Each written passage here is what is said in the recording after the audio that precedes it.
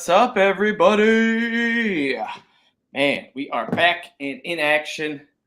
Been a little up and down type of Honolulu Blues style podcast for the summer, but we've got busy lives. Julius in Germany, as you guys all know. So yeah, we're just kind of playing it by week. So if you guys catch us, see an episode, hey, tune in.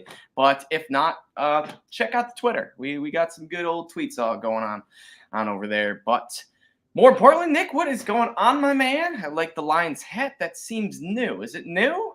Yeah, new little liquor store purchase. Okay, Nothing too crazy, but well, hat's a hat, so we'll wear it until it fades on me and disintegrates, as most of my hats do. Other than that, not much going on. Just had some rolled ice cream from Royal Oak that was delicious. I don't know if you've ever had rolled ice cream, but it's super cool. They just put they have this really big freezing cold plate almost, and they put some ingredients down on it. Like I got s'mores, so I put graham crackers down on it, and just this vanilla liquid. And then they just scrape it and chop it and flip it and whipped it. And next thing you know, they're spreading it out. And that cold plate is just freezing the liquid as you're doing it. So now it's really flat. And they just roll this little super beautiful little roll, like a Swiss cake. You know what I mean? It just looks like a roll. And they put the 6 little scoop rolls in a little cup. And they put I had marshmallow and chocolate and a graham cracker on it because I had a s'mores one, but they do a fruity pebble one. Really, really cool. Called Pagos or Pagos in Royal Oak. Rolled ice cream. If you ever get a chance to get rolled ice cream, I really recommend it. Never, It sounds good though. It sounds kind of infused ice cream essentially, where it's you're mixing it to the max, not just kind of stirring it up, No, 100%. That's what it is. You're making it with the ingredients inside of it. So it's very, very, very cool. Probably cool to watch. Can you watch them make it too? Very much so. Yes, absolutely. And it is very cool to watch it. Interesting. Always find new ways to do stuff with ice cream. I had deep fried ice cream for the first time last year. And that was pretty good too. Oh, I love deep fried ice cream, dude. That's one of my fair go-tos when I go to a fair. Yeah, dude. Deep fried anything is just tastes so much better. And I can't imagine the guy that thought of probably deep fry freak, just deep frying everything. And he's just had an ice cream cone and was probably looking at his fryer and was tossed it in there. It was ooh, this is pretty good. Put some sugar on it. Made it taste all special. But we did have a special. Yeah, I was trying.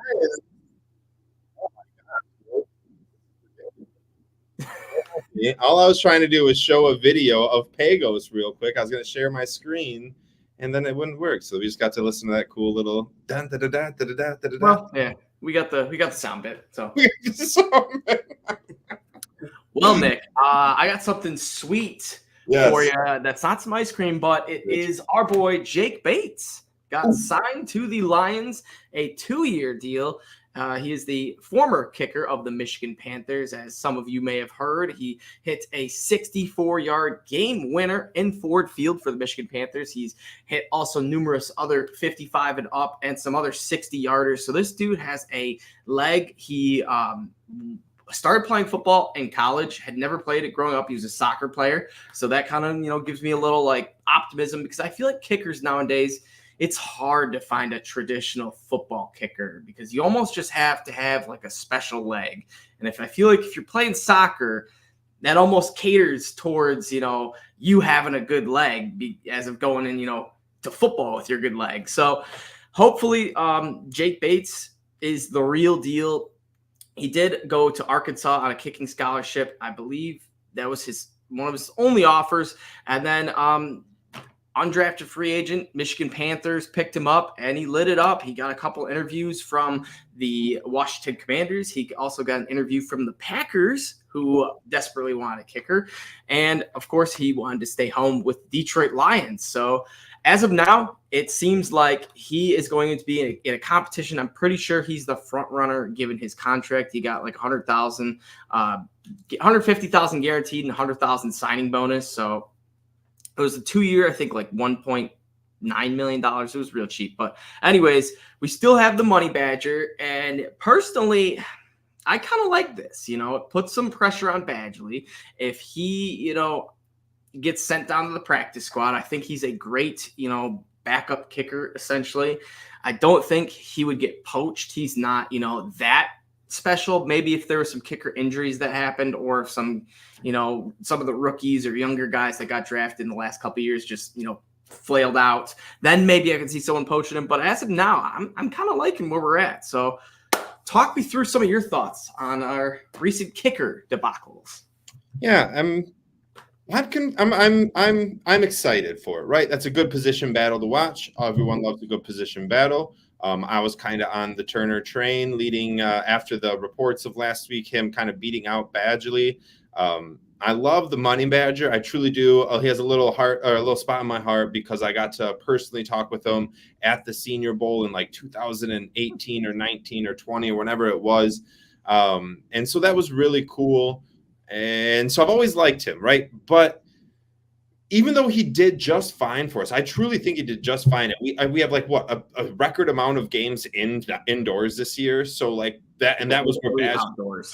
Exactly. And that was where he was like the most ineffective. So I'm excited. I did see Bates. I know everyone loves to look back at those game-winning 64-yard, 62-yard bombs, but ultimately he did miss field goals for the Michigan Panthers. Like, he wasn't 100% accurate. He needs to work on accuracy. To me, it is more important that you can hit a 49 and above, or 49 and shorter field goal, than it is to miss those but make the 64-yarder. Because with the Lions, kickers are not, in my opinion, there's like maybe been one or two games that we lost because we didn't kick a field goal. And you don't just lose a game because you didn't kick a field goal. It's never the outcome. It's easy to say that. It's low-hanging fruit. It's lazy takes.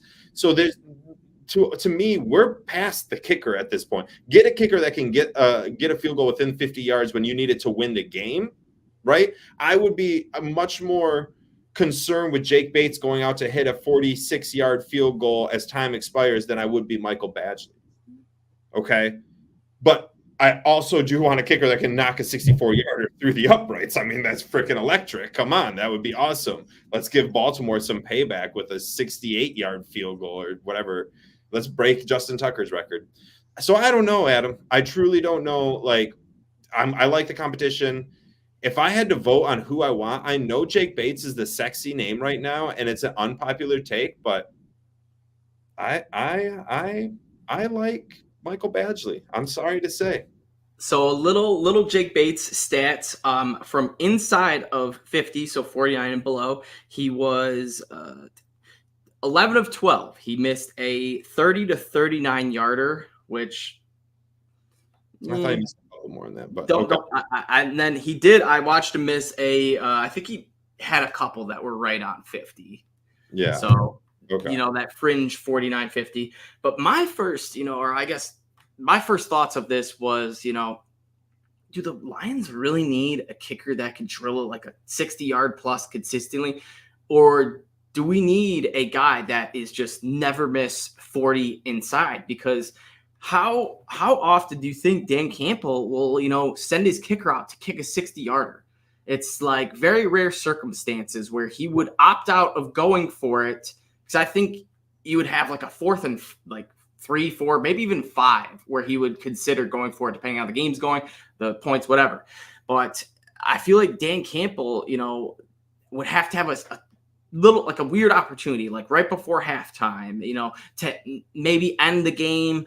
Or if, the Lions are getting ready to kick, a 55-yarder or maybe a 50-yarder and there's a holding or a offsides or some sort of penalty that shoots us back to 60 when it's like, 4th and 13, can't really go for it, but it's a 60-yarder, and so we could take it. So I think there's few opportunities where, the Lions could shine. But don't get me wrong, if you could get points off of, like a 60-yarder, we've seen Justin Tucker. We've seen that effect. We've seen him essentially just field goal teams to death. And we saw firsthand where he drilled a 65-yarder against us. So if we ever do need a just last-second Hail Mary, I wouldn't be opposed to a Jake Bates, isn't the odds of that as opposed to just needing a 40-yard field goal, like in the game, like when we're not going to go for it on 4th and 15 after a holding call? Wouldn't you just rather have like more faith in the kicker to put that 40-yard and to give up like possibly 3 points at the end of a half once or twice a season? Or no? Would you rather have that big play? I'll take the misses with the big kicks. Because that's fair. I'm just curious on where you're thinking. I don't know. See, if I want Dan Campbell to use both of these guys. As weird as that sounds, but there's certain games where, like, if we're playing like a game against the Titans, I don't want Jake Bates there. I want Badgley. I want a guy that I know could kick 5 field goals and we could win this game 15-7 or 15-6 or whatever. But if you have Bates and he's missing a couple of these, he goes 3 for 5 and the Lions are up 9-0 at halftime as opposed to 15-0. But now I'm getting into the whole Lions field goals, which is just like not our thing. So. Again, obsolete, right? Also, no team in the world is ever going to carry 2 kickers on a 53-man roster. Well, maybe not. I don't know. Maybe not. Like calling up, like, hey, Bates, we're sending you down. We're calling up Badgley. We're playing a weak team. Or if it's, we're playing the Texans, we might need a last-second big leg field goal right before half or something. Bates, you're a guy. That would be so crazy. I would love it. And you know what? I would love that just because that would be like the first team to ever do that. And it would be a Brad Holmes, Dan Campbell thing. And it would be like, yeah, we're smarter than everyone else. We got 2 kickers. Well, it's crazy because a kicker is one of the positions that touches the ball every single game, can score points. I guess that's kind of it. But you started that like it was a long list. So for us, would you rather keep like a 7th cornerback or 6th, 7th cornerback or like a deep position, or keep like a second kick? It sounds so stupid. It's like so unlikely to happen. But I'm just saying, I've watched 33 years of football. I ain't never seen someone bring. Okay, so how this thought has come to my brain is fantasy football. And you're going to relate to this a little bit, Nick, if you've played in kicker leagues, which are fading out, but I'm sure you did early on. Oh, so if you have a good kicker and, that next week you're seeing, oh my gosh, he's going to play in New York. There's a snowstorm coming. Holy crap. I'm going to go pick up Justin Tucker, who's playing in Ford Field, or, something like that. You get that. So it's where, you'll try to roster 2 kickers. Granted, this is fantasy football, but the strategy sometimes will work out where it's like you won't have to go bid up on that guy on the waiver wire. You'll already have him there set, ready to go. And I don't know how exactly this correlates to real NFL, but I feel like there's something there. And if someone could figure it out, it's Brad Holmes, Dan Campbell. That's true. That's true. I'm not here to spoil anyone's dreams. If you want 2 kickers on the team, bro, we're about to do a roster projections show. So, hey, why don't you bring 2 kickers on with your team? So you'll have 53 guys. I can hear everyone just clicking off. 2 kickers. Who are these guys? I'm out. Who are these bums, dude? All right, let's talk about something else that I know everyone's going to be tuning in for. July 10th, the NFL, not the NFL, I guess, Netflix, with the help of the NFL, pretty much, is releasing a new series called Receivers, where they will follow Justin Jefferson, George Kittle, Deebo Samuel, Amon-Ra, and there's, I think, maybe one. There is one more. Yeah. Devontae Adams, maybe? Oh, yeah, Devontae Adams, yeah. Okay, yeah. And so it's a solid group of guys, honestly, and it's going to be really cool to see the comparisons of Amon-Ra's lifestyle, Amon-Ra, what he does compared to these legit wide receivers, and like Devontae Adams, who is a just proven stud, who's a seasoned veteran, to Justin Jefferson, the new guy who seems to be taking over the NFL. And I feel like I would love it so bad if we see like Justin Jefferson do something like, every day I'd like to do, like 100 reps, catches, me and my boy throws 100 passes to me, blah, blah. Then they cut to Amon-Ra, and he's like, I like to do my 300 catches on the jugs machine. And then I have Jared come over and he throws me 100 pad. And then I have my boy, blah, blah, blah, blah. And it's just something above and beyond of what Justin Jefferson does. Hell yeah, because Amon was the best wide receiver in the game. I don't care what they say about JJ. I'm all about Amon-Ra, dude. He doesn't have the freak athleticism that JJ has or the freak height. He has to do all of his own work by himself through his legs, through his route running. Like he's so good. And so I think Justin Jefferson is just like athletically gifted. Like his hands are just like incredible. He's just got those wide receiver hands where if it hits, boom, he's catching that football. Yeah. Amon-Ra, yes, he kind of has those hands, but he's got to work for that, man. He grinds with the jug team. Not saying Justin Jefferson doesn't do that. I'm sure he has a crazy workout as well. But it's almost like looking at guys like my grandma would always say this, like Roger Federer. He was such a natural talent where he wouldn't really practice a lot, but he would just be so freaking good. And then you got guys like Nadal or, Djokovic who just kind of work their ass off, who are elite. And so I think that's kind of what we see with Justin Jefferson, Amon-Ra, where Amon-Ra works so hard that it kind of puts him on that tier, maybe even a tier higher some games than Jefferson. So might sound a little biased, but. Yeah, this show is going to be really cool, except we are going to relive the season. And the season was so awesome, but was such a tough ending that we're going to have to go through it.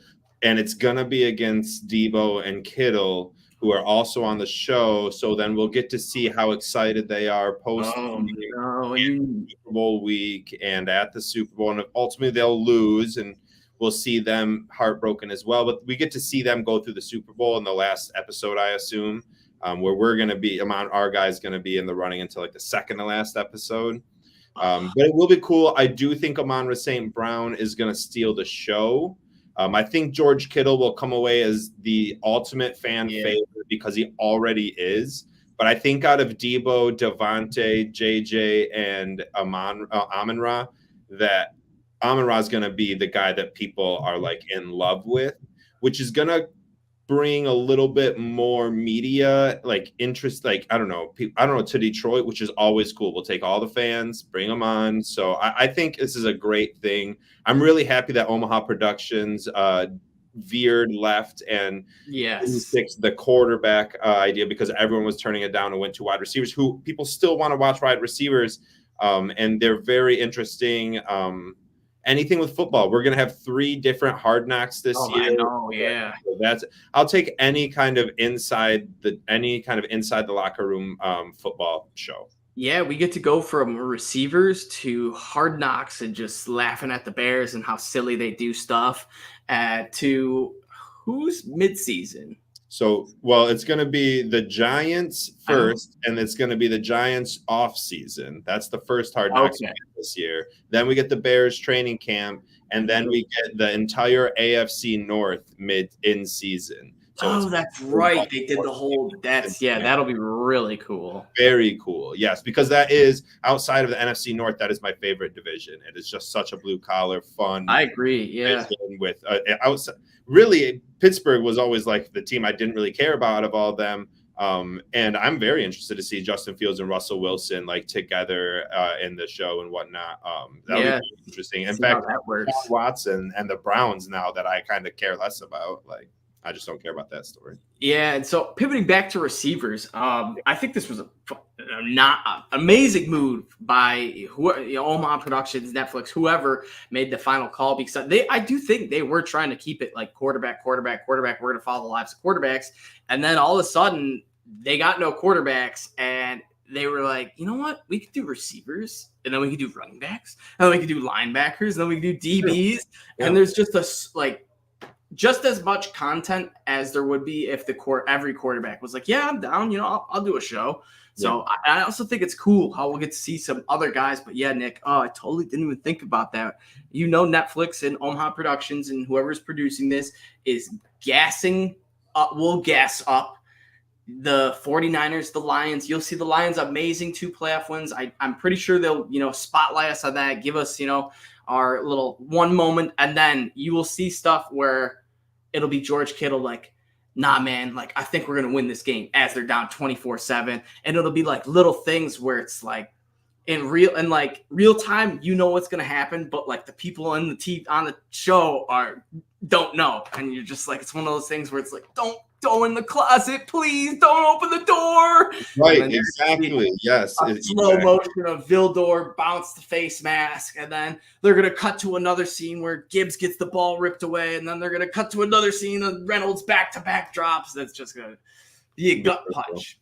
It's going to be a gut punch, but it's going to be really cool leading up to it. Amon-Ra St. Brown is really cool. Obviously, we'll hear his story. If you guys have seen, I don't know, there's an old ESPN documentary. I think it's an E60 episode on the St. Brown family, Kwame Amon-Ra, and whoever the other one is, I can't remember. But some crazy name, like yeah. But it's about all of them and how they all are fluent German speaking, and their dad was the bodybuilder, and we're all going to see that in the first episode as the introduction. Yeah, I was going to say, how much good old John Brown do we see? Because we'll see quite a few in the spotlight draft day, and even in that E60 thing, he liked the spotlight. So yeah, very much LeVar Ball-ish, or not LeVar, LeVar Ball, right? Lamar Ball, whatever the dad's name is. LeVar, yeah.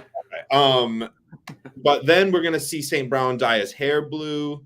We're gonna see us go through just the winning regular season that we saw. It will be really cool. I was really impressed with the production that they did for the quarterbacks. I don't see anything less. My only tidbit was I wish they wouldn't have done 2 San Francisco pass catchers. I get they wanted to throw a tight end in there, but they're going to be too much heavy on Debo and his big boombox pregame, and San Fran and George Kittle's so cool with his mullet, and it's just gonna bug me. I would have rather seen Puka Nacua than Debo Samuel. I think he would have been a really fun guy to follow, and just around his rookie year and the breakout rookie year. Obviously, they didn't know that was going to happen, but even on that same tense, it would have been cool to see Cooper Kupp, but he got injured, so it wouldn't have really worked out. There's just other receivers I would have cared to pay attention more to than Debo Samuel.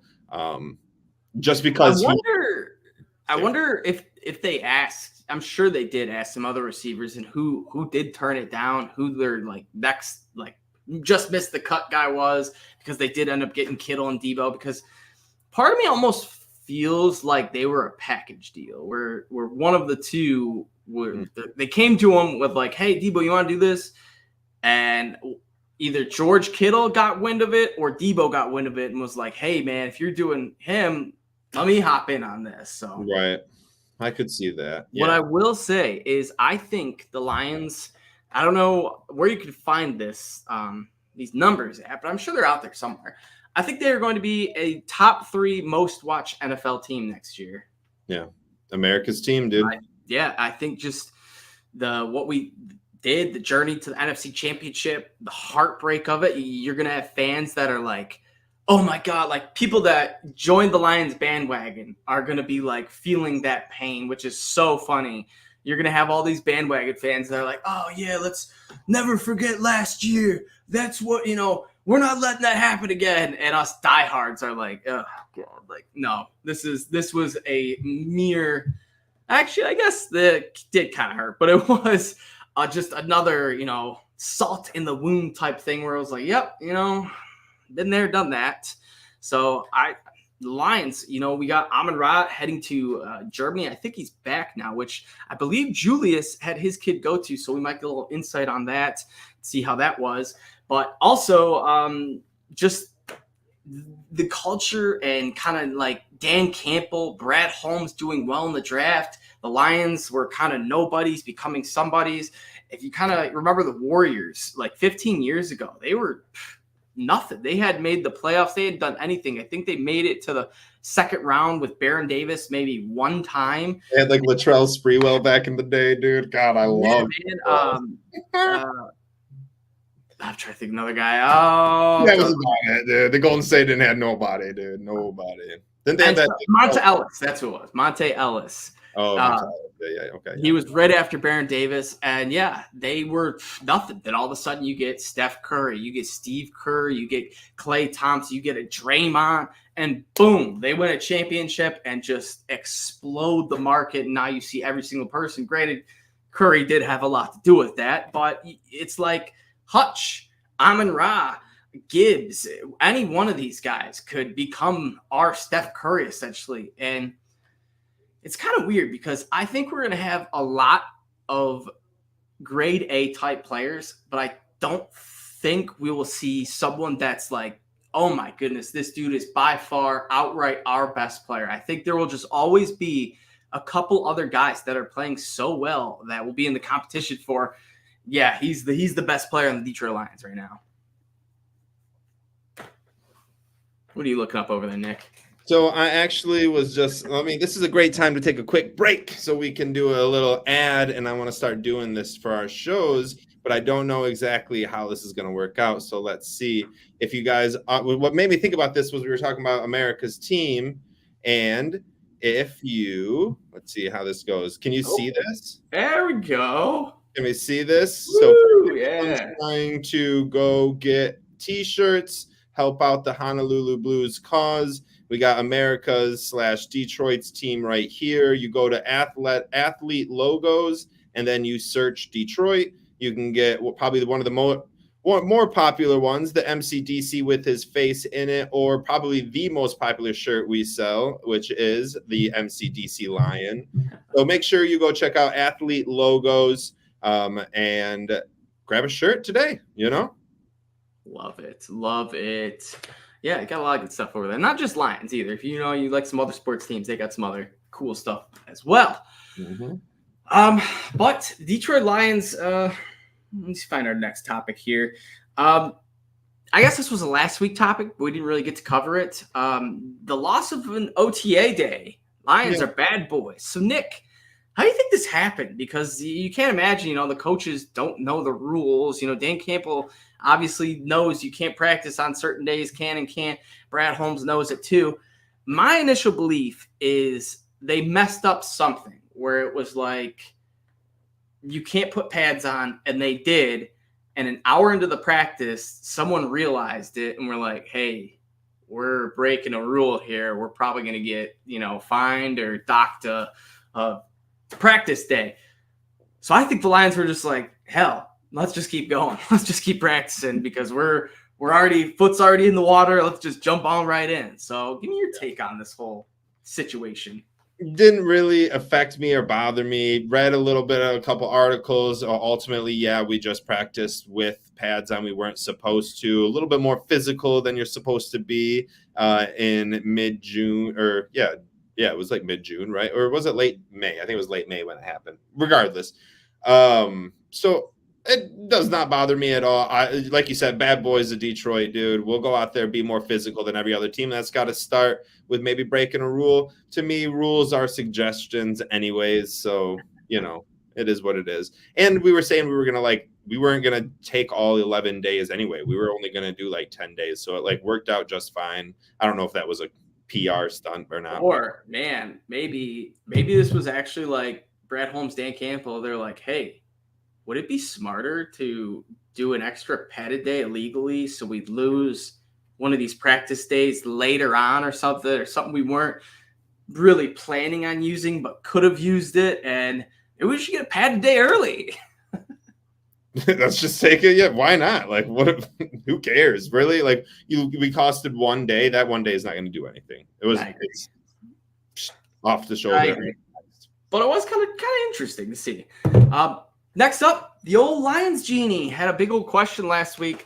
This one was pertaining to a few of our young and upcoming, hopefully, superstars, in which the Lions genie would grant superstardom to one of these players. Nick, you got J-Mo, Jack Campbell, Joshua Pascal, or our boy Iffy. So a few guys who have shown flashes or either had some high draft capital or, shown flashes, high draft capital. Which one would you give your genie wish to superstardom to? That's such a good question. Obviously, I want the answer to be all of them. My immediate thought was Jack Campbell, but I think I almost want Jack Campbell just because he was a first-round draft pick and had so much bad publicity, basically, from Lions fans when we first drafted him. Throughout the year, people haven't really gotten nicer about him. Even Alex Anzalone has been amazing for us over the last couple years, and people still try to dog on him as much as they can.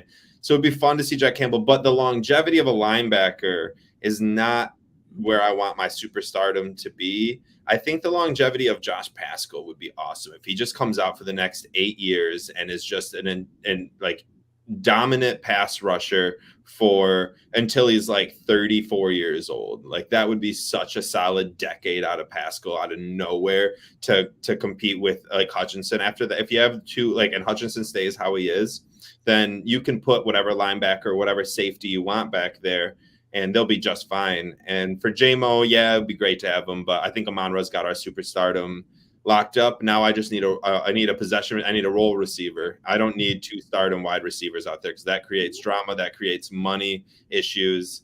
Just give me a role receiver in Amon-Ra. Yeah, I like it. I like it.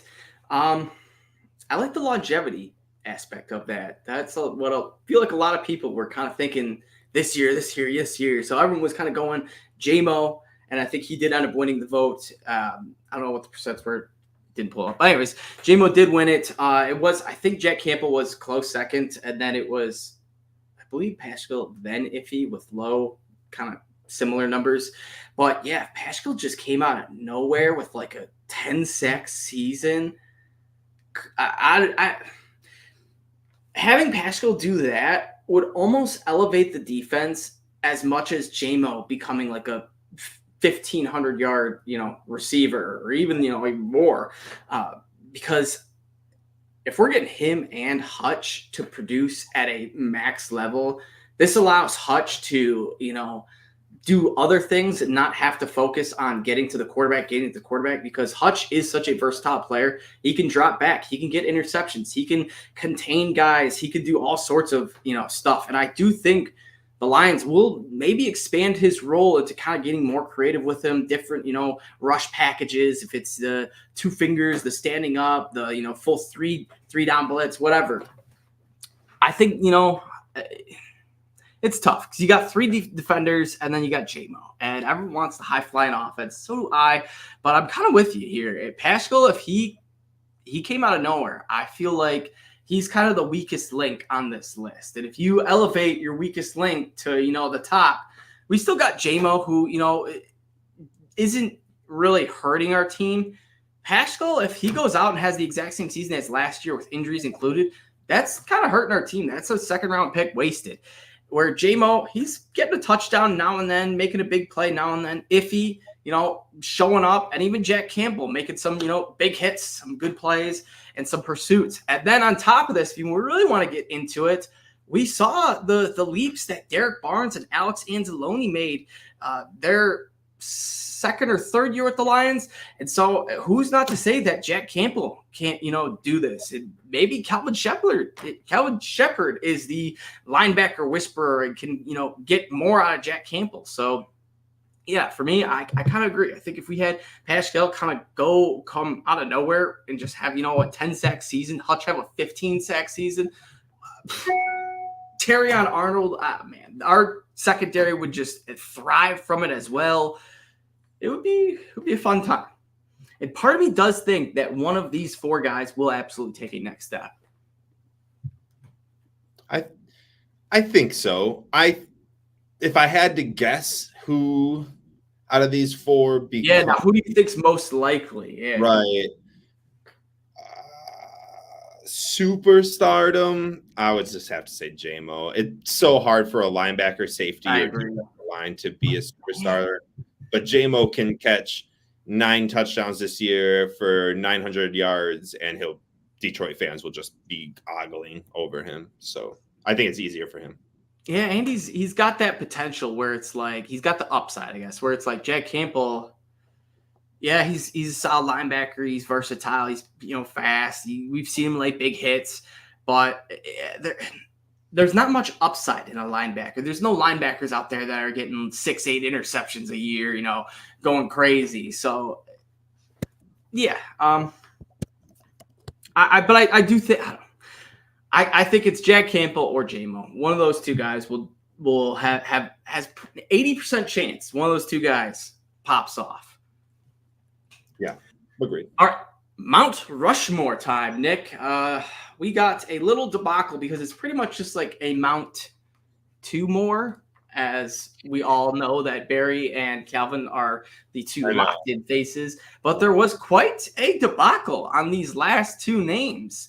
Who do you think really deserves it, and who do you think will end up being there? Because I do believe that there is 1, 2, maybe even 3 Lions right now that could 10 years later be a number one consensus for that, third Mount Rushmore face.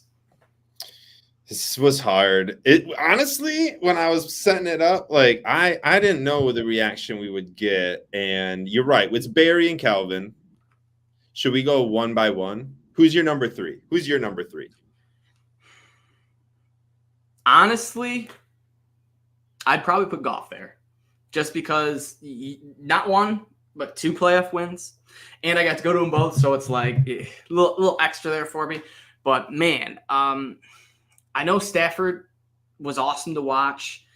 I know we've had, not really any other good quarterbacks, but if you could win a couple playoff games, get that contract extension, granted he, doesn't have a, Alex Smith type injury.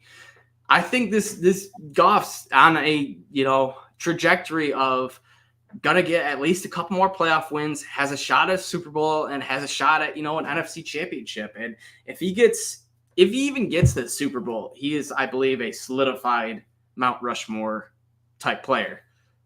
Yeah. I went with the guy who has already won us championships, so I brought it way back. I had to bring it back to the bottom of the map. Old Mr. Bobby Lane put the curse on Detroit himself, trading him away to Pittsburgh for $1, I believe, and never won again after winning 2 championships or 3. And I had to put Bobby Lane in there. I know, like, recency bias and all that, but someone's poking their head in as I'm doing this. Yeah, that's my wife. I'm in trouble. Doghouse. No, but so I went with Bobby Lane as my number 3 Mount Rushmore guy. I like it. Yeah, so Bobby Lane would probably be my number 4 as well. But I'll pivot and go to a interesting player, but kind of predictable given how the show started. And that is none other than Jason Hanson, Mr. All-time scoring leader for the Detroit Lions. One of the, I think he's like top 3 all-time scoring in the NFL. Yeah. But Jason Hanson, dude was Mr. Consistent. I remember being young and my dad would be like, oh, yeah, Jason Hanson, 40-yard field goal, 45-yarder. This is guaranteed. And sure enough, right down the middle each and every time until this guy was like 50 years old. He was giving it his all, and not just for the Lions, but for some bad Lions teams. He was a part of this 0-16 team. He was a part of all the, the previous droughts, the Millen era. He was in a lot of the dark times of Detroit, and boy, do I wish we could turn back the clock, give him a little fountain of youth, and have a young Jason Hanson as our kicker, because if we had Jason Hanson right now, ooh, that would be nice. So, fourth and foremost, Jason Hanson. Got to have at least one special team behind there. But I like this. Can we see that? I like Shane. Yeah. All right, so here's your most fourth. Okay. So Adam Vinatieri for 2,600, followed by Morton Anderson, then Gary Anderson, the Anderson Bros, and then Jason Hanson. But for a minute, he absolutely held the record for most. He was in the Guinness Book of World Records, actually, for most points ever in an NFL career. So I always love that. I had Jared Goff as my number 4 when I posted on Twitter, but I'll also pivot. To be all honest, my real answer wouldn't be a player. It would be Brad Holmes. It wouldn't be Dan Campbell. It would be Brad Holmes for getting the team. Now, that is based on if we win a Super Bowl, it will be Brad Holmes and Jared Goff. Bobby Lane's out. Those 2 championships in the 50s still hold clout in Detroit because it's the only damn championships we have to hang our hat on. But if we get a Super Bowl, I could honestly care less about those 50s championships. They don't mean anything to me. So I would put Goff and Brad Holmes up there if we win a Super Bowl. Right now, I'm not going to put Brad Holmes up there. That's just what I would kind of want to do. But I'm going to stick to the players. Bobby Lane was my number 3. And my number 4, it's it's so hard not to just say Jared Goff. It's not a quarterback's game, but like I would put like our 2003 entire roster in that 4 spot. You know what I mean? Like at least like Sewell and Gibbs and Monty and Hutch and Campbell and Anzalone and Kirby, and if like everyone, maybe I'd leave Sutton off. That's just like the last head is like a portrait picture of just a bunch of little mini. Yes, dude. Exactly. Exactly, dude. Exactly. I like that. That's creative. And then, also the other awesome Jason Hansen stat is he holds the record for longest tenure with one team in NFL history. He beat out Tom Brady, who was with the Patriots, as everyone knows, for forever, how long. And I believe, I don't want to give a fake stat, but I was going to do something with his, He had 1 million points. Well, something like that. Yeah. But some few good names, and it's good to see that a few other guys that could pop on. So Nick, we'll spin it back. Mount Rushmore, current line. Actually, we'll say Mount Rushmore. Well, I was gonna say in the past decade, but it's pretty much just like Calvin Johnson.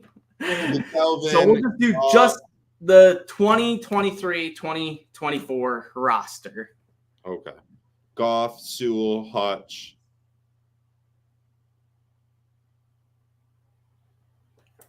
Goff, Sewell, Hutch. Gotta be Amon-Ra. Oh, Amon-Ra. Yeah, Amon-Ra. Yeah. Sorry, I forgot. Which, I kind of argue that. I went quicker than I thought. So now I was thinking about it. I was like, wow, those guys are actually kind of the 4 consensus. Those are your foundation pieces, dude. It's like, we had like a tier 2. If we had like a second Mount Rushmore that's a little bit smaller, maybe in like North Dakota, not South Dakota, not to go and visit it. You know what I mean? All right. So none of those big 4. It would be. I would go with Gibbs, Decker, Ragnow, and I would probably go Anzalone. Oh, interesting. Yeah, I would. Yeah, with it's kind of tricky because with his long hair, dude, on Mount Rushmore. God, that'd look dope as shit. That'd be awesome. I'd have it flowing in the wind too. It'd be beautiful. I would go Gibbs. Probably Decker and Ragnow. We're just too alike. Yeah, I know, and I almost feel like the second, like the lines are so perfect in these tiers, where it's like the second tier is 4, maybe 5 guys. I don't know. Let's get to the 8th tier. I like James Mitchell. Yeah, I'm like Shane Zylstra. Yeah. Amik Robertson. Big Amik guy, dude. Who's that? Brandon Joseph. He's definitely out there. Squad guys. All right, Nick.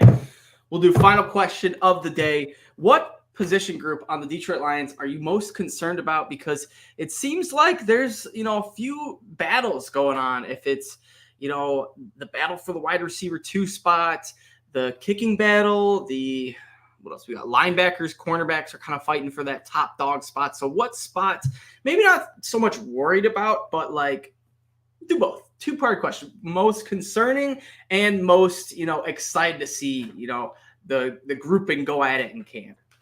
Before I answer that, I do want to say we did leave off Laporta and McNeil. That's a great. I'm still going to put Decker up though over Aleem the Dream just because of the longevity there. But Laporta or over Anzalone, I'm okay with that. That's fair. To answer your question, the position I'm most excited about is the cornerback position. Okay, to answer your second question first, before I get to your first one, the cornerback position is going to be so exciting with the Meek and Enos and Arnold. Did you see the video that I retweeted about Terrion Arnold and Enos Rakeshaw going to the Tigers game? Yeah, super cool, dude. Just super cool boys, dude. They've got some. Yeah, they're already bros. They're already like you would think they were already teammates coming from whatever college, but these dudes have. I don't think met each other up until draft day. They could have been same camps kind of thing. Same cornerback camps, and which would be sick if you hear Terron's says, "Yeah, man, my rookie year I went to Darrelle Revis's cornerback camp, and Enos was there. He's my boy. And we bonded. So yeah, I know him, or something like that. That would be That would be really cool. But I like them. And I like the Carlton Davis and Amik Robertson. I could have a Hard Knocks show just on our cornerback room, our secondary room, add Kirby and Iffy in there. I think that'd be really cool. The most I'm concerned about, I've blatantly said it over and over and over again. I think it's our wide receivers. I think it's the position that we didn't address in offseason. You could have said like defensive line, but we added DJ Reader. You could have said offensive line after Glasgow left, but we added Zeitler. You could have said cornerbacks, but we went and added everyone under the moon. I think safeties is close up there. And I'm sorry if I'm taking your answer because I'm just listening. I'm kind of going through them in my head right now too, but I am going to just stick with wide receiver. I think after Amon-Ra and J-Mo, there is a little bit of a drop off. I love Leaf. Don't get me wrong. I really do love Raymond. I think he's super underappreciated. And he'll get what we need. It's just, man, oh man, I love his chemistry, but just like in Madden sense, it's like I want like higher profile of guys, and DPJ is not that. Antoine Green is not that. Tom Kennedy is not that. So I'm not in love with our wide receivers. Amon-Ra St. Brown really brings it up, and then I do expect big things out of J-Mo this year, but if he lets me down, I'll be very sad. Yeah, I think a lot of people have really high hopes, and we're back to year one, second half of the season where it's like, hey, just let J-Mo be J-Mo. Like, we don't need him to do, go crazy. If he just has, 50 yards a game, 40, 50 yards a game, I'm cool with that. One big play a game, that's fine. What I don't want is the fans to turn on him because he's not getting 100-yard games every other game, not getting 2 touchdown or 50-yard, end arounds or crazy things that he's done in the past. And I hope we just kind of keep that positive mentality that we tried to for a hot second with Eric Ebron, but it just became so bad where it turned hard. So I hope this new Lions faithful understands that, hey, we got a good team. We don't need to get on a, high drafted player because he's not performing to the best because, he's a performer. Lions depth chart. Yeah, Nick, outside of their next cornerbacks coming up, it's a little interesting. Or not cornerbacks, wide receivers. We got J-Mo St. Brown, and then Khalif is listed as our right wide receiver. Behind J-Mo is Antonio Green. Behind Khalif is DPJ. And then behind St. Brown is Tom Kennedy, which is kind of interesting. And I feel like it's wide open for these last 2 spots. You got also Darius Fountain on here, Mo Alexander, Isaiah Williams, a rookie, Traquan Smith, a journeyman from the Saints, who I think knows Dan Campbell, played with Dan Campbell, or maybe knows Aaron Glenn, has some tie in there, likely. Caden Davis, I think he was on the 49ers list. Yeah. And another rookie, Jalen Calhoun, who I've never even heard of. So it's interesting because last year we had, Josh Reynolds, we had Khalif, and that was kind of like our main 4. And we even brought in DPJ halfway through the season, kind of making it a solid 5. And then the year before that, we had Chark. Now we don't really have a, secure lockdown wide receiver 3. And part of that makes me think, we're making either Gibbs that wide receiver 3, or we're making Sam Laporta inherit a wide receiver 3's receptions along with his own tight end receptions. I think Leaf is going to play the wide receiver 3 position. I just think that we have so many weapons outside of the wide receiver position that we can throw to that it's not a necessity to have that wide receiver 3. But what's going to burn us is if Laporta gets injured and ASB gets injured for a couple weeks, and we're with 2-3 weeks with Brock Wright, J-Mo, Antonio Green, and Khalif Raymond, and I don't know, that's just risky, man. We better not have any injuries. So that's why I'm most concerned with wide receiver. But safety can be like that too. You lose Kirby, and all of a sudden it's Brandon Joseph and Iffy back there, or Brian Branch. But I don't know. There's a lot going on. Wide receiver scary. Nonetheless, it will be a fun offseason as always, especially because the Lions, got stuff to look forward to. But check us out on Twitter at Honolulu Blues _ check Nick out individually at Nick Faber NFL. And Scott Fish, if you're tuning in, Send my boy an invite, man. Send my boy an invite. Come on, 3 years in a row. This would be the first time I'm still holding out. This has happened the last 2 years, Nick. You got it. I swear, like the week before the draft. I know. I feel like you've been just stuck in this last week queue. Hopefully you're still in there. Fingers crossed. But if not, I'm more than happy that to incorporate you on some of my draft picks, because this is a Honolulu Blue represented Scott Fishbowl team. So I do appreciate that.